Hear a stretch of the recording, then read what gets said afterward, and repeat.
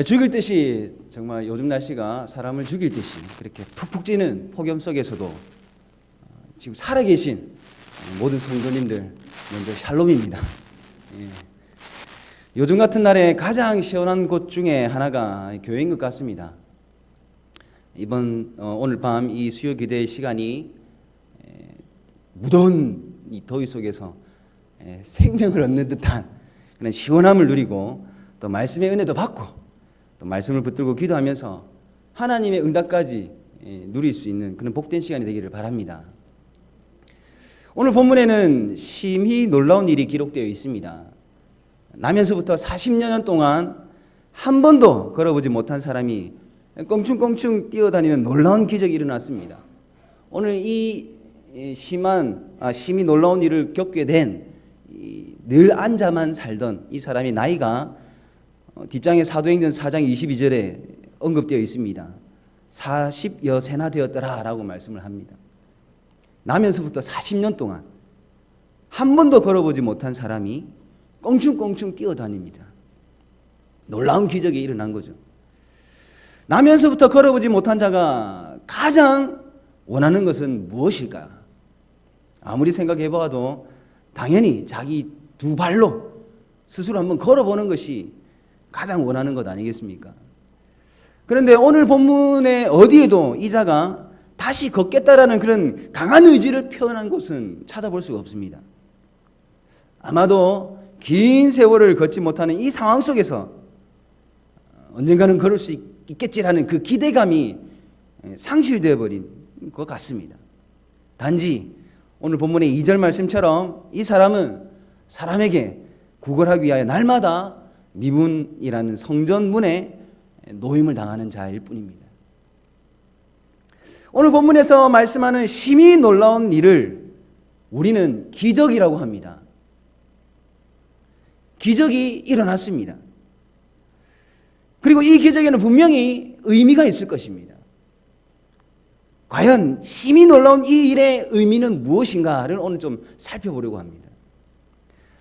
적어도 이 기적이 단순히 걷지 못하던 자를 걷게 함으로써 그의 불편한 삶을 사라지게 하고 삶의 고통을 제거해서 그 사람의 행복하게 하고 기쁘게 살아가도록 하는 것이 이 기적의 1차적인 의미는 분명히 아닐 겁니다.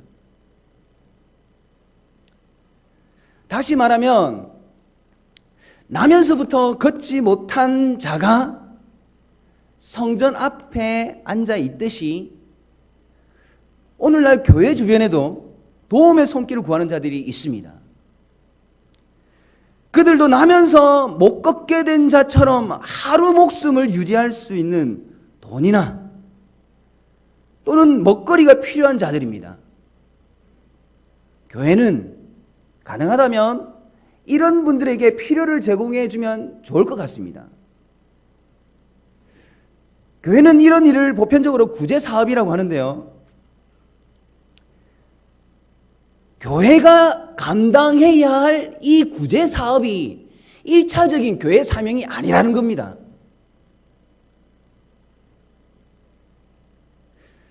그런데 우리가 정말 한번 이 문제에 대해서 정말 심도 있게 한번 고민해 볼 필요가 있을 것 같습니다. 어떤 면에서 우리는 물질의 도움만을 구하는 자들에게 되도록 물질로 도와주는 착한 일을 분명히 해야 됩니다. 그러나 그런 도움의 손길을 전하면서 이 우리의 가슴을 치며 또한 안타까워해야 하고 비통해야 할 것이 무엇이냐면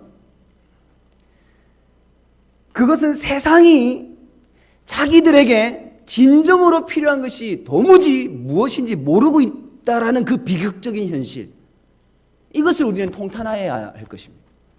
안타까워해야 돼요. 이것을 깨닫게 하는 것이 교회가 해야 할 1차적인 사명이라는 것이죠. 오늘 이 기적적인 일, 심히 놀라운 일에 참 의미는 아마 이런 의미라는 것을 제가 말씀드리고 싶습니다. 아니, 제가 말씀드리고 싶은 것이 아니라 성경이 우리에게 가르쳐주고 있습니다. 오늘 본문 3절에서 6절까지 말씀을 제가 다시 한번 읽어보겠습니다.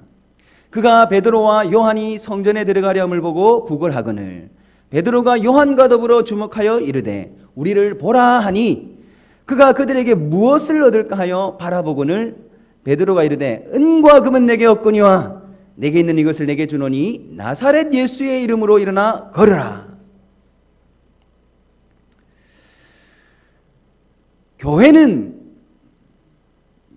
교회를 향하여 무엇을 얻을까 하고 있는 자들에게 정말 필요한 것을 줄 수 있어야 됩니다.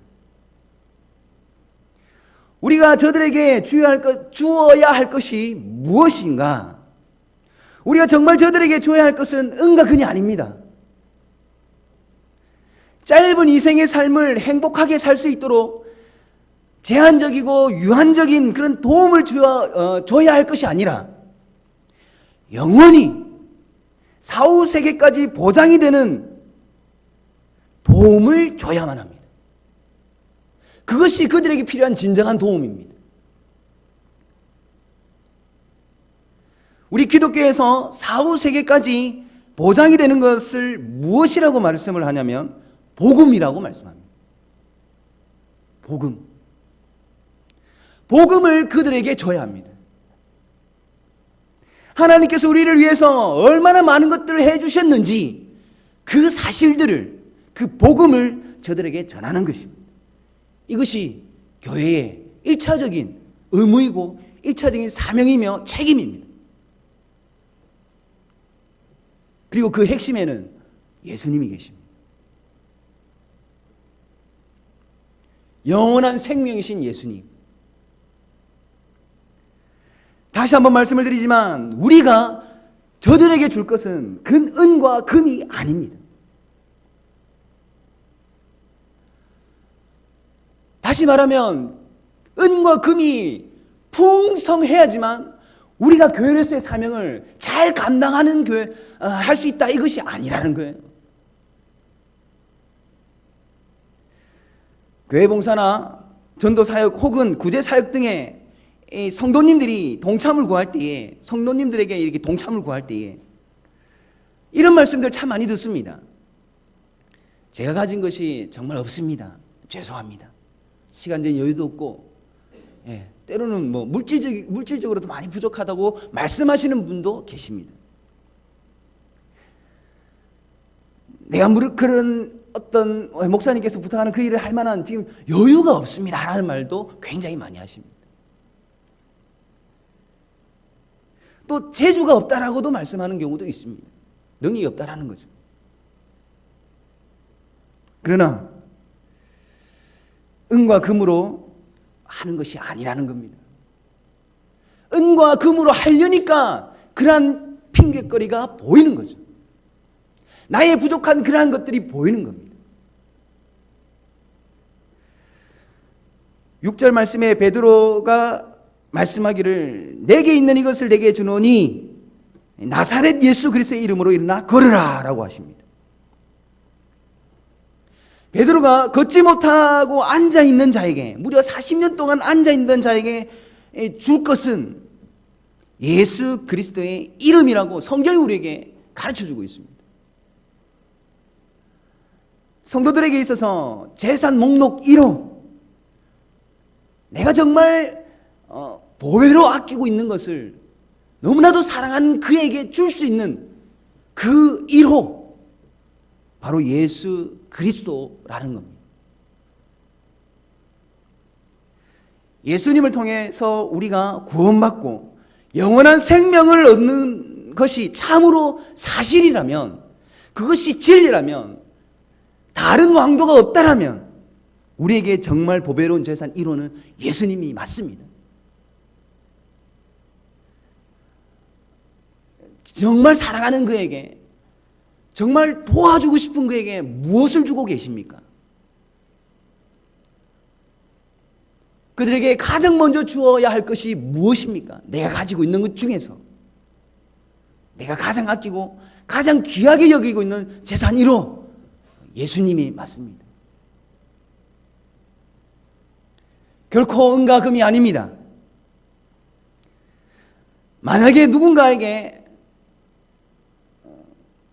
저에게 이렇게 묻기를 아들이 정말 소중합니까?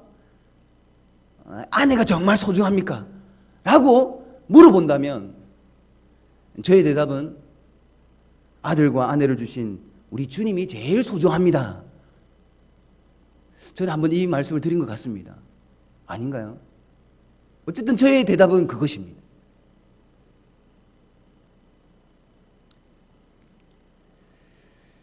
내가 사망의 음침한 골짜기를 다닐지라도 해를 두려워하지 않을 것은 왜입니까? 주님께서 늘 나와 함께 임마누엘 하시기 때문이죠. 그겁니다. 그래서 더욱 저에게 제일 소중한 것이 무엇이냐고 물어본다면 다시 한번 고민하면서 대답할 수 있는 것은 예수님밖에 없는 것 같습니다. 이 고백은 물론 저만의 고백은 아니겠죠. 이 자리에 함께 계신 우리 모든 성도님들의 고백일 줄 믿습니다. 내게 있는 이것을 내게 주노니 나사렛 예수 그리스도의 이름으로 걸으라.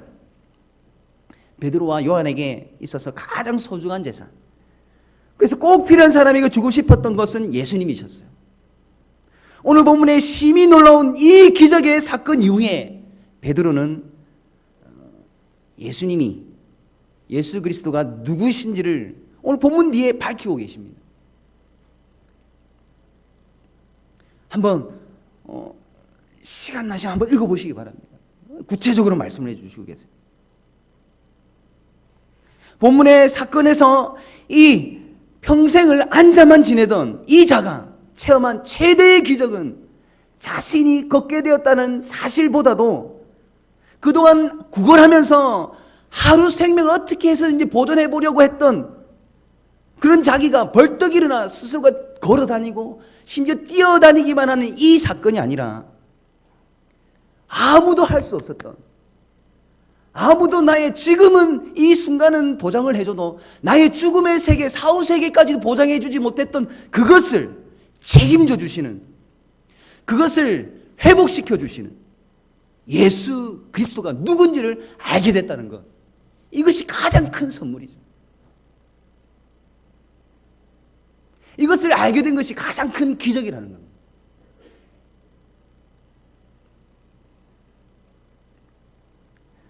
그리스도는 물질보다 소중하고 예수님은 자식보다 소중하고 언제나 우리와 임마누엘 하시는 하나님은, 삼위일체 하나님은 그 무엇보다도 소중한 분입니다.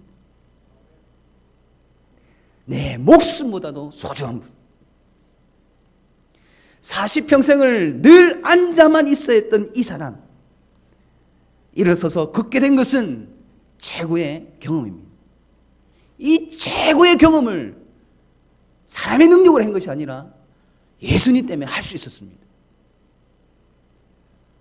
이 자리에 함께하고 있는 여러분, 최고의 경험을 해보고 싶습니까? 예수님만 붙드시면 됩니다. 예수님을 떠나서는 그 기대하고 고대하는 그것을 이룰 수가 없습니다.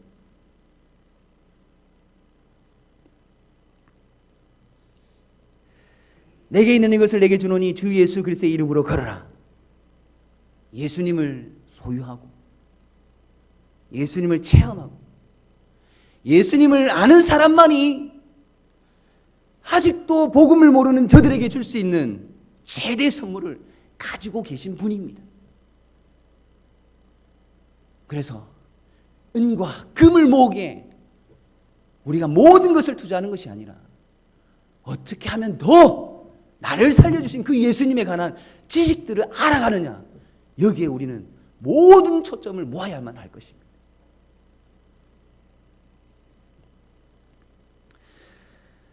우리가 세상 사람들에게 줘야 하는 것은 물질이 다가 아닙니다. 우리를 사랑하셔서 우리를 구원하시고 변화시키시, 이 능력의 복음을, 생명 되시는 예수님을 그들에게 꼭 전해 주어야만 합니다.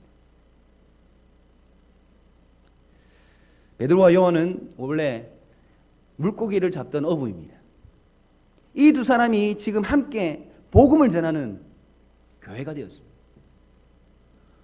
오늘 본문의 위치가 성령 오순절, 성령 강림 사건 이후입니다. 오순절 성령 강림과 함께 교회가 탄생을 했습니다. 그 교회가 일으킨 첫 기적이 바로 평생 앉아있던 자를 일으킨 것입니다. 의미가 있는 거죠. 베드로, 요한 이 두 사람이 지금 함께 복음을 전하는 교회가 되었습니다. 함께 예배하며 함께 기도하며 함께 섬김의 자리를 지키는 그런 교회가 되었습니다. 말씀을 가르치고 하나님을 전파하고 상한 영혼을 치유하는, 죽은 영혼을 살리는 그런 교회가 되었습니다.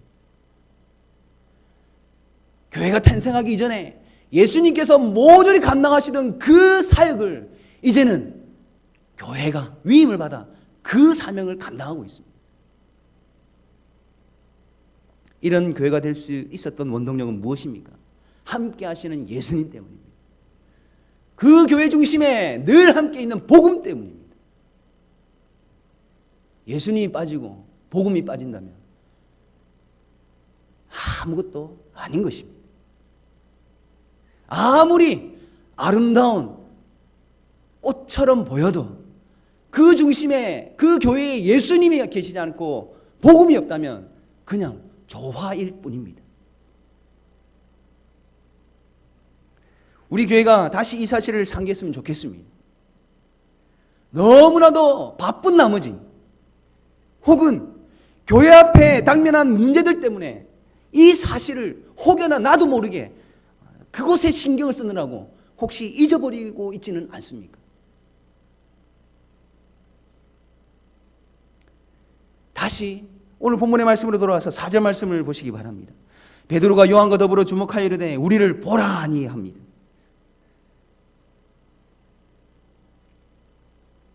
우리를 보라. 과연 40년 동안 앉아만 있던 이 자가 베드로와 요한의 얼굴에서 무엇을 보았을까요? 5절 말씀에서는 무엇을 얻을까 하여 바라보거늘이라고 합니다. 그러나 7절 말씀처럼 오른손이 베드로에게 잡혀서 일으킴을 당하면서는 무엇을 보았을까요? 아마도 베드로가 이자의 오른손을 잡고 일으키는 그 순간에 성령 하나님의 강한 역사가 일어나면서 아마도 이는 예수님의 모습을 분명히 보았을 것입니다. 왜냐하면 성령 하나님은 예수님을 보게 하기 때문입니다. 성령 하나님은 복음을 듣게 하기 때문입니다. 예수님께서는 죽으셨고 그리고 부활하셨고 승천하셨습니다. 승천하시면서 교회에게 이렇게 말씀하셨습니다. 너희가 내 증인이 되어라. 교회가 증인으로 살아가는 구체적인 삶의 모습 중에 하나가 오늘 성전의 미문에서 일어난 이 심히 놀라운 일, 나면서부터 걷지 못하던 자가 일어나 뛰어다니는 기적의 사건, 바로 이 사건입니다.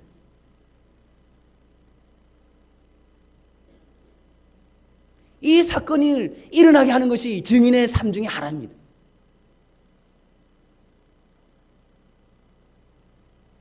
물론 그 증인의 인간의 능력이 아니라 이 증인과 언제나 동행하고 계시는 예수님의 그 복음의 능력으로 이루어지는 것이죠. 이제 말씀을 맺으려고 합니다. 성전 미문에서 이런 심히 놀라운 일이 일어났습니다. 미문의 의미는 아름다운 문이라고 합니다. 한자 그대로의 뜻이더라고요. 역사적으로는 또 이 미문에 대한 정확한 정보가 또 없습니다.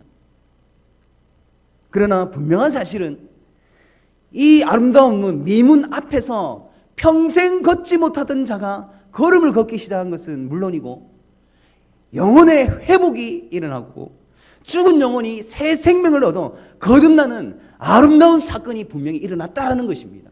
뭐 때문에? 예수님 때문에, 복음 때문에. 우리 교회는 어떻습니까? 우리 교회는 문은 어떻습니까? 얼마나 아름다운 문입니까? 예배와 말씀과 기도를 통해서 죽었던 영혼이 거듭난 기적을 가지고 나가는 우리 교회의 그 문, 그리고 복음을 듣고 세상을 변화시키기 위하여 예수님을 품고 복음을 품고 나가는 우리 교회의 문은 얼마나 아름다운 기적들이 일어나는 문일까요? 만약 죽은 영혼이 살아나는 기적과 거듭남의 변화가 우리 속에서 먼저 일어나지 않는다면, 우리 교회가 먼저 이러한 기적들이 일어나고 있지 않다면 우리 교회의 문은 아름다운 미문이 아니라 추한 그 추문이 될지도 모릅니다. 하나님의 사랑을 통해서 변화받은 사람들이 이 사랑을 증거하고 나누어 주기 위하여 나가는, 그리고 죄인들이 변화받는 역사가 일어나고 그러한 변화가 일어나고 있는 저 아름다운 성전의 미문처럼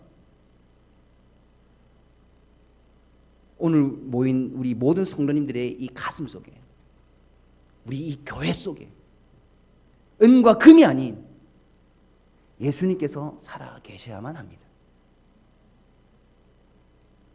은과 금이 아닌 복음이 있어야 됩니다.